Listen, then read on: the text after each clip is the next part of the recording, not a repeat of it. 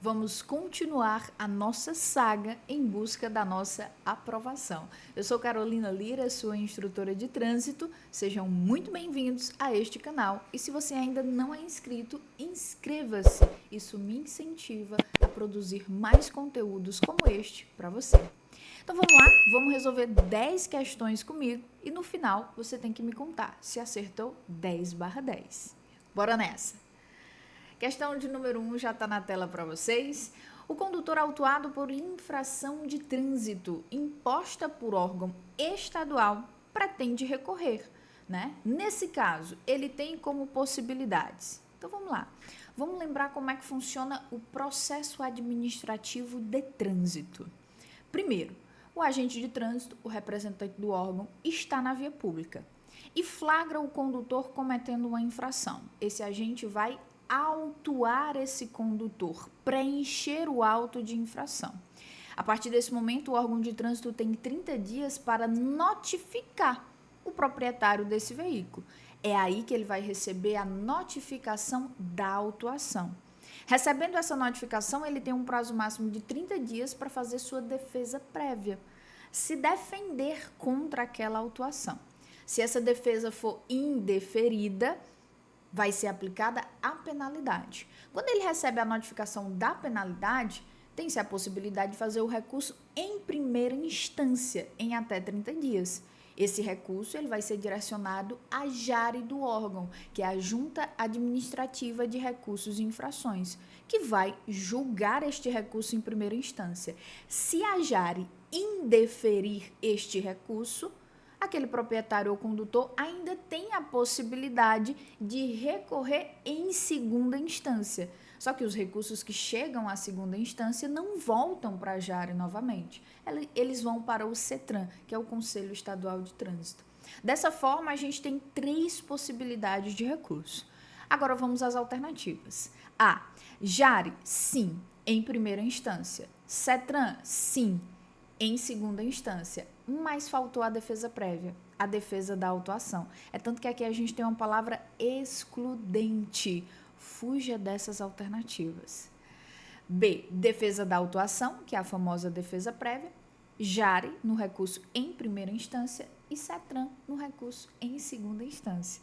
Então, a alternativa B, ela está bem completa. Vamos conferir as outras. JARE, sim, é uma possibilidade, mas não somente ela. Esse é o fato. É uma alternativa correta, mas que não é completa, tá?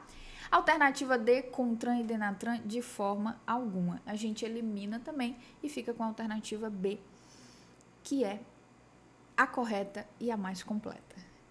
Vamos para a questão 2. A cor da faixa de travessia de pedestres deve ser. É importante a gente ressaltar que toda sinalização viária, ela é regulamentada.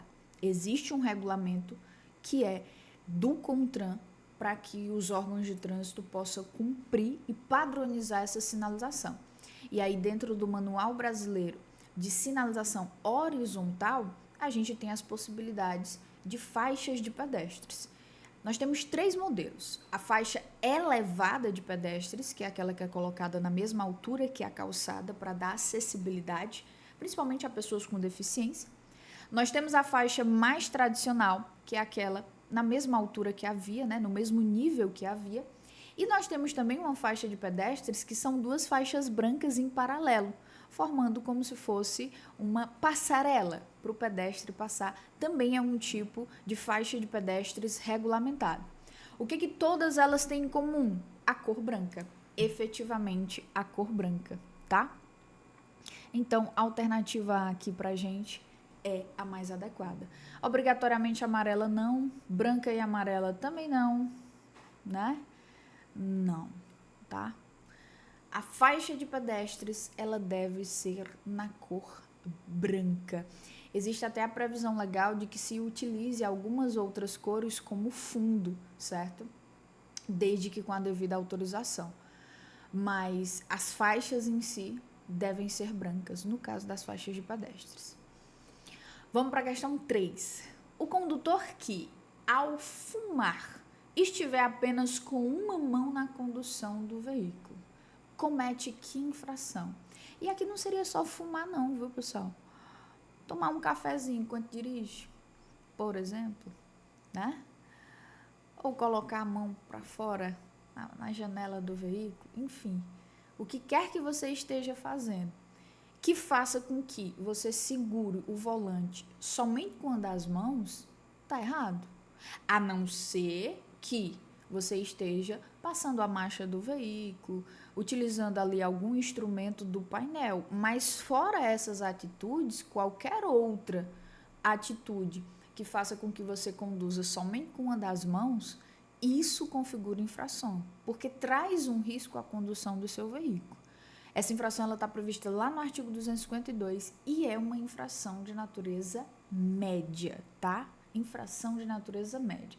Grave não é, leve não é, gravíssima também não, tá? Então, a gente fica aqui com infração de natureza média. Alternativa D. Perfeito? Vamos seguir.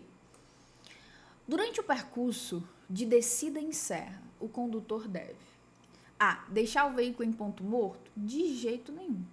Isso, inclusive, também configura infração. Está lá no artigo 172 do Código de Trânsito Brasileiro. Desengrenar o veículo quando ele está em movimento é extremamente perigoso, porque o veículo ganha mais velocidade do que ele já tem ali na circulação propriamente dita, principalmente numa descida, né, num declive. B. Utilizar apenas o freio? Não, porque você pode sobrecarregar o sistema de freio, superaquecer e ele pode inclusive falhar. C. Deixar o veículo em marcha reduzida? Exatamente. É por isso que a gente costuma dizer que a marcha que sobe é a marcha que desce.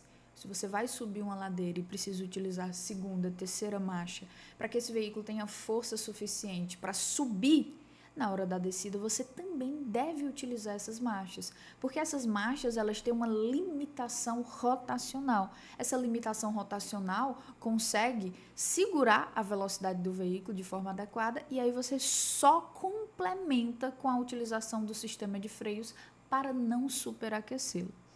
E tem muito condutor que não sabe conduzir adequadamente nesses trajetos. A prova disso é que, quando você está começando ali, subir a ladeira da serra, você vê várias calotas às margens da via. O que é a calota? É aquela proteção de plástico para a roda de alguns veículos. Por que aquilo ali cai naqueles pontos? O condutor desce a ladeira, né?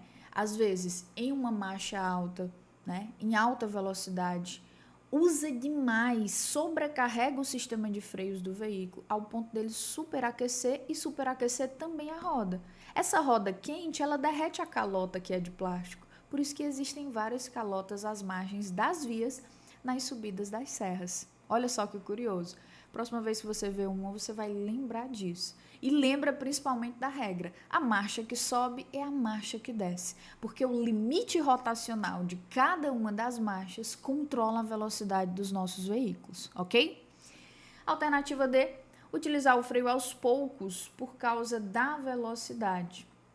O ideal é você deixar o veículo em marcha reduzida, né? Descer com o veículo engrenado em marcha reduzida. E aí só utilizar o sistema de freio como complemento, tá? Vamos para a questão 5. Quanto ao uso da buzina, assinale a alternativa falsa.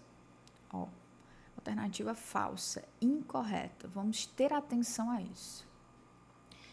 É falso dizer que usar a buzina entre 22 e 6 horas é infração de trânsito? Não é falso, não. É verdadeiro. É infração, está prevista no artigo 227 e é uma infração de natureza leve. 3 pontos ao prontuário. B. Usar buzina em locais não permitidos é infração também? Claro que é, né? Principalmente onde tem a placa de proibido buzinar ou acionar a buzina ou qualquer outro sinal sonoro. C. É falso afirmar que quando usar a buzina, utilizar em toques breves é verdadeiro. Nós temos que utilizar a buzina em toques breves. D. É falso afirmar que usar a buzina prolongada e sucessivamente não é infração de trânsito? É infração, sim. Utilizar a buzina de forma sucessiva, prolongada, a qualquer pretexto, entre 22 e 6 horas, em locais e horários proibidos. Tudo isso gera infração de natureza leve. Então, se nós estamos procurando a falsa, tá aqui. Alternativa D. Questão 6. Questãozinha de placa. Vamos começar pela placa. Olha a cor e o formato. Uma placa amarela. Amarelo no trânsito remete atenção. Formato, losango, não é verdade? Essa placa é de advertência. Ela é colocada antes do obstáculo para advertir o condutor que ele existe lá na frente. Nesse caso, nós temos uma via principal, que é a que nós estamos circulando, tá? E aqui um acesso lateral. O que nós temos aqui? Nós temos um entroncamento oblíquo. E ele está para que lado? Está para o nosso lado direito. Para você não confundir essas placas, né, entroncamento com confluência principalmente, lembre-se, o entroncamento, ele remete ao tronco de uma árvore. É uma via principal com acesso lateral. Nesse caso, esse acesso está à direita. A confluência, ela já é o contrário. Ó, ela é para baixo, por exemplo. E lembre-se também que o entroncamento ele é sempre oblíquo, porque isso tem relação com o ângulo, tá? Entroncamento remete ao tronco de uma árvore. Então, se for para cima, tenta vislumbrar aqui o tronco da árvore para confirmar se é o entroncamento. Perfeito. Agora vamos às alternativas. A. Confluência à direita? Não. Para ser confluência, teria que estar para baixo. B. Curva à direita? Não. A curva seria só uma seta, né? Apontando para o lado direito. C. Entroncamento oblíquo à direita. Perfeito. D. Curva acentuada à direita. A curva acentuada é aquela que a seta fecha aqui o ângulo de 90 graus, né? Não seria esse o caso. Ficamos com a alternativa C. Questão 7. As placas de atrativos turísticos indicam usuários das vias os locais onde podem dispor de atrativos turísticos existentes. É tanto que elas fazem parte do grupo de placa de indicação. Exatamente porque a principal função é essa, né? Indicar. O que tem ali? Tem um atrativo turístico. Qual? Aí você vai interpretar a placa. O fundo e a legenda dessas placas devem ter, respectivamente, olha que palavra importante, respectivamente. Ou seja, você tem que buscar a alternativa que traz respostas respectivas às perguntas. Em que sentido?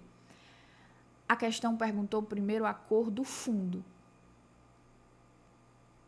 E depois ela perguntou a cor da legenda. Então, você tem que encontrar uma alternativa que traga a cor do fundo, primeiramente, e, em segundo lugar, a cor da legenda. Poderia ser o contrário disso? De jeito nenhum. Principalmente porque a questão, ela pede as respostas respectivas, tá? Então, primeira pergunta, primeira resposta. Segunda pergunta, segunda resposta. O fundo dessas placas são marrons. Marrons. E a legenda, para ter o contraste, né, é branca. Então, nós vamos às alternativas, ó. Bati o olho, começo a trabalhar a eliminatória. Verde não é, amarela também não. Olha só, verde também não, só sobrou a alternativa A. Aí é sempre importante a gente conferir se essa alternativa tem as respostas respectivas. Porque, às vezes, o examinador ele coloca duas alternativas iguais, marrom e branco, aí na outra alternativa, branco e marrom. Veja que a diferença entre elas é só a posição das respostas. Aí você tem que se atentar muito a isso. Por quê? Só é válida a alternativa respectiva. Primeira pergunta, primeira resposta. Segunda pergunta, segunda resposta. Combinado? Vamos para a questão 8. É proibido a todo condutor de veículo a, nas estradas, parar o veículo no acostamento e aguardar a oportunidade de cruzar a pista. Espera lá, eu tenho que repetir sempre o enunciado, porque eu estou buscando uma atitude proibida, tá? Então, a gente repete sempre o enunciado antes de cada alternativa. Essa é a tática. Olha só, é proibido ao condutor nas estradas, parar o veículo no acostamento e aguardar a oportunidade para cruzar a via, não é proibido. Na verdade, é adequado. Se a gente for observar, tem uma infração prevista no artigo 204 do Código de Trânsito Brasileiro, uma infração de natureza grave, que é justamente para aquele condutor que não acessa o acostamento antes de fazer o retorno, antes de fazer uma conversão à esquerda. Por quê? Se a via ela é dotada de acostamento, obrigatoriamente a gente tem que acessá-lo para fazer esse tipo de manobra, porque do meio da pista é muito perigoso e extremamente arriscado, tá? Então vamos para a próxima. É proibido ao condutor dirigir o veículo sem acionar o limpador de para-brisas durante a chuva? Não é proibido, não. É obrigatório, é um dever, está previsto lá no artigo 230. Se você está conduzindo o veículo sob chuva, você deve acionar os limpadores de para-brisa. Caso contrário, você comete também infração de natureza grave. Artigo 230. Vamos para C. É proibido ao condutor sempre sinalizar sua intenção de ultrapassagem? Não é proibido, não. Ele deve sinalizar sua intenção de ultrapassagem. Sobrou a D, né? É claro que vai ser ela, mas aí a gente vai conferir. É proibido ao condutor não exceder a velocidade permitida? É proibido. Se você excede a velocidade permitida para a via, velocidade máxima, né? Você comete infração. A depender de quanto você excede, é que a infração ela vai ser tipificada na sua gravidade específica. Quando você excede até 20%, a infração é média. Acima de 20%, aí já é grave. Acima de 50%, além de ser um absurdo, é infração gravíssima e prevê, inclusive, a suspensão do direito de dirigir, tá? Então, a dica, pessoal, nesse estilo de questão é sempre leia o enunciado antes de cada alternativa.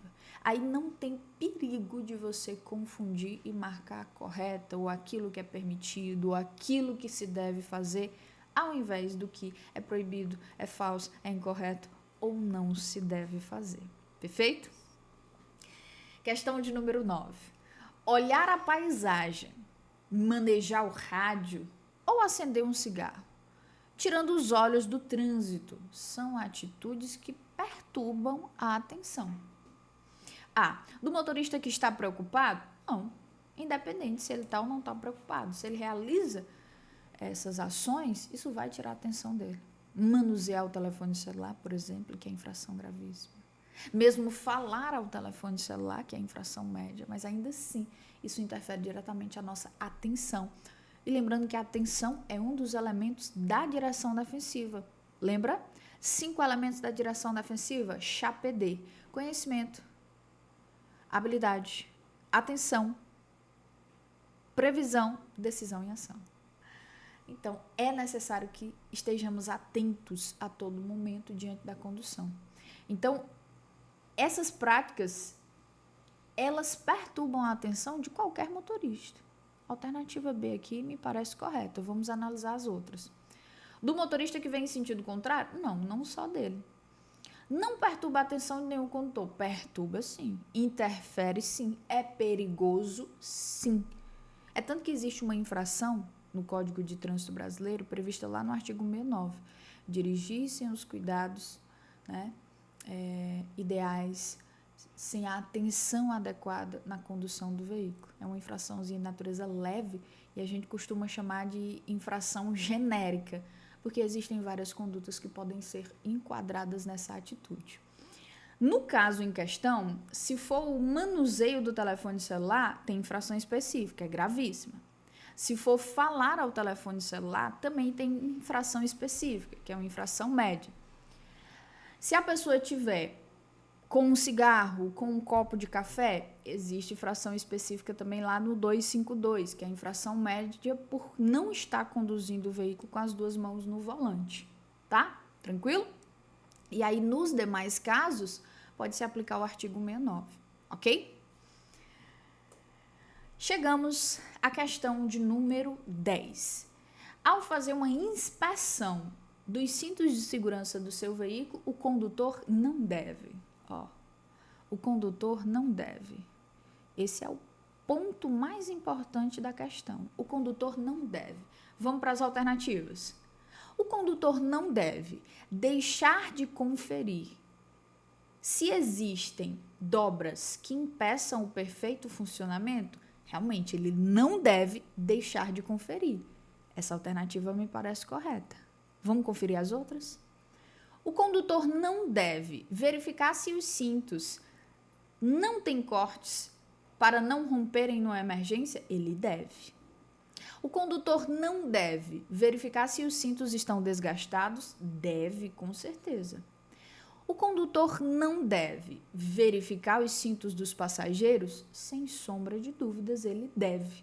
Então, realmente, o que ele não deve é deixar de conferir se existem dobras que impeçam o perfeito funcionamento. Então, alternativa A. Lembra sempre dessa dica, ajuda bastante. Leia o objetivo do enunciado antes de cada alternativa. E isso impede que você venha a confundir estas alternativas. Combinado? Meus queridos, chegamos ao final de mais um vídeo. Eu gostaria que você deixasse aí no comentário quantas questões você acertou, né? E eu te aguardo no próximo. Até lá. Tchau!